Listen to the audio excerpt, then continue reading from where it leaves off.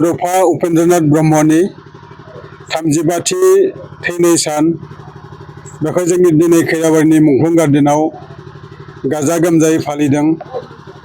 जोङो गासिबो मिथिगौ बड'फाया सोर होनना बुङोब्ला बिथाङा सासे ग्रेट फिलसफार बर' हारिनि थाखाय। ओमफ्राय बिथांनि दैदेननायावनो 1987नि 2 मार्चनिफ्राय आलादा बड'लेण्डनि थाखाय जोङो सोमावसारदोंमोन। जों बे बाथ्राखौ गासैबो मिथिगौ।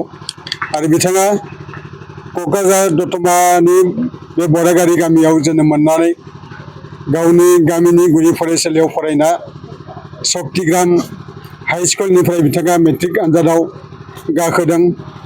ओमफ्राय बिनि उनाव कटनाव फरायफैदों बिथाङा। फरायनानै इउनिभारसिटियाव फरायफैदों। MSc डिग्री लानो हादों बिथाङा। दा गतिके बिथाङा 1986निफ्राय दुलाराय बर' फरायसा आफादनि बिथाङा आफादगिरि जादोंमोन रौता अधिवेशनाव। बे समाव अधिवेशना 18मोन, 18थि दुलाराय बर' फरायसा आफादनि अधिवेशन। ओमफ्राय बेयाव बे दुलाराय बर' फरायसा आफादनि अधिवेशनाव बिथाङा आफादगिरि हिसाबै सायख'जादोंमोन। आरो बिनि सिगाङावबो बिथाङा गवालपारा डिस्ट्रिक्ट दुलाराय बर' फरायसा आफादनि आफादगिरि, लेङाइ आफादगिरि बिदि जाबोदों। जोङो जारिमिनखौ जोङो मिथिना मोनो। ओमफ्राय बिथांनि दैदेननायावनो बिथाङा ओरैबायदि सासे डिटारमाइन्ड सुबुंमोन जे जोङो जिहेतु आसामनि थागिबि हारि, बे थागिबि हारि हिसाबै जोङो आसामाव जोंहाबो खुंनायनि मोनसे अधिकार दं। जोङो बर' हारिया मोनसे अधिकार दङ। बेनिखायनो आलादा रायजो जोङो बिनांगोन।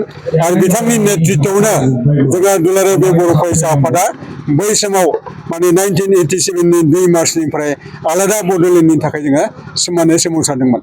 दा बिथांनि जिथु साननाय हनाय दिनै बास्तबआव फैगासिनो दं, जालांगासिनो दं। बिथाङा नुहुरखादोंमोन जे जोङो आलादा रायजो मोनगोन। मानोना बर'फ्रा जोङो आसामाव एकदम थागिबि हारि, जोङो एबरजिनेल हारि होननानै बिथाङा बे समाव होस्रिखाव बुंदोंमोन। गतिके बे बाथ्राफ्रा दिनै जोंनि बर' हारिनि गोसो गोरबोआव हाबनानै दङ। ओमफ्राय बिथांनि जितु ग्रेट मोनसे फिलसफि, बे फिलसफिया जाहैबाय एकदम जोङो रायजो लानानै जोंनि माबाखौ जौगाहोगोन, एलेकाखौ जौगाहोगोन, हारिखौ जौगाहोगोन होनना बुंनाय मोनसे जिथु थांखि, बे थांखिया दिनै बास्तबआव फुलिगासिनो दङ, जागासिनो दङ। दा ओंखायनो जोङो बिदि सासे गेदेमा फिलसफारखौ जोंनि बर' हारिनि गेजेराव जोनोम लानायखौ जोङो गोजोननाय फोरमायदों। जोङो जोबोद मोजां मोनदों। ओमफ्राय बिथांनि जिथु फिलसफि, ग्रेट बर' नेसन दानायनि जिथु फिलसफि, बे फिलसफिनि मथेनो दा इयुननि फैबाय थानाय जोलैफ्रा जोङो नाजागासिनो दङ बिथांनि साननाय हनायखौ बास्तब खालामनो थाखाय। इभेन बिथाङा मोनसे खोथा बुंबावदोंमोन, बै समाव रायजो मोनखांनायनि उनाव जोङो नेसनेलिटि एन्ड ससियल'जि बे खान्थिखौ हमदांनानै ससियल'जि जों बेखौ फोरमायनो बिथाङा बुंदोंमोन जे जोङो बेयाव गुबुन गुबुन हारि माहारिबो गासिबो थागोन। दा ओंखायनो गासैखौबो जोङो लानानै जोङो मोनसे ससियल'जि बे मोनसे आइडिय'लजिखौ लानानै जोङो आवगायनांगोन। अब्लासो जोंनि बे एलेकाया डेभेलपमेन्ट जागोन। बिथाङा बै समाव रोखा रोखा फोरमायना होदोंमोन। ओंखायनो जोङो बिथांनि साननाय हनाय, बिथाङा जुदि बै समाव सानफेरामोनब्ला, बेखौ सिन्था खालामोमोनब्ला दिनैसिम जोङो बे स्टेजाव जोङो सफैनाय नङामोन। दा ओंखायनो बिथांनि जिथु फिलसफि साननाय, बेखौ दिनैनि जेनेरेसना मान होनांगोन, सनमान होनांगोन। आरो बिथांनि जिथु गोथौ साननाय फिलसफि, बे फिलसफिया दिनै मोगथाङाव महर लानो थांगासिनो दङ। दा ओंखायनो उननि जोलैफ्रा आरो माखासे दंबावोब्ला जों बेखौ मावफुंलांनायनि थाखाय जोङो सिदान्थ' जोङो लानांगोन।